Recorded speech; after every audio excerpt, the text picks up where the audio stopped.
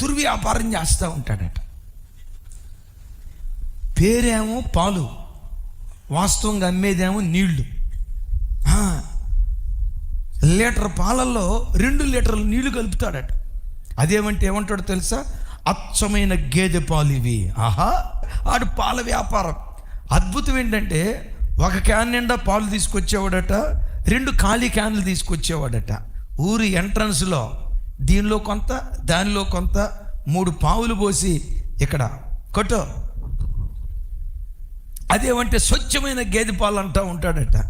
ఒకరోజు దేవుడు అడిగి ప్రత్యక్షమై, ఒరే పిసినారుడా, ఎందుకురా ఇంత మోసం చేస్తావు? నీకు ఒక పని చేస్తా. ఇదిగో, జనాలకి ఎట్లా నీళ్ల పాలు అమ్మకుండా స్వచ్ఛమైన పాలు అమ్మేటట్లుగా రోజుకొచ్చి 1 క్యాన్ పాలు కాదు, నీకు సముద్రం అంత పాలు ఇస్తా, అమ్ముకో. ఎంత తోడుకుంటావో అంత తోడుకో. ఆ సముద్రంలో ఉన్న పాళ్ళన్నీ తోడుకొని అమ్ముకోరా అని చెప్పాడట. వాడంట గడ్డం కింద చేయి పెట్టుకొని నీరసంగా ఉన్నాడంట.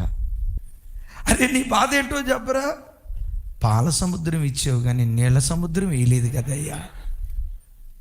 దేవుని బిడ్డలారా, స్థిర బుద్ధి కలిగిన వాడు ధనం మీద వ్యామోహం ఉండదు. అలాగని సంపాదించడం తప్పని కాదు, కష్టపడటం తప్పని కాదు. నేను అంటాను, స్థిర బుద్ధి కలిగిన వాడు ధనం మీద వ్యామోహాన్ని చంపుకుంటాడు. కొంతమంది చూడండి, కష్టపడి సంపాదించరు. గమనించండి, ఈ గేమ్ ఆడితే డబ్బులు బాగా వస్తాయేమో, దానిలో పెట్టుబడితే డబ్బులు బాగా వస్తాయేమోనని కష్టాన్ని ప్రక్కన పెట్టి వక్రమ మార్గాల్లో సంపాదించుకోవడానికి ప్రయత్నం చేస్తారు. రేపు ఎర్లీ మార్నింగ్ మెసేజ్లో చెప్తాను.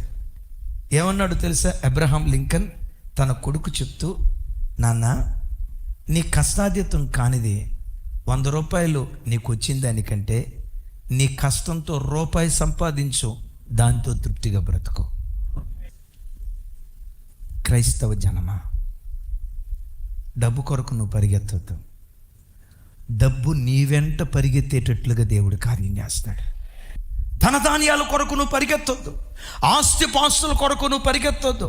నిన్ను హెచ్చించే కాలం ఒకటి దేవుడు నిర్ణయించాడు. క్రీస్తు యేసు మహిమలో నీ ప్రతి అవసరత తప్పకుండా దేవుడు తీరుస్తాడు. యేసయ్యకి మహిమ.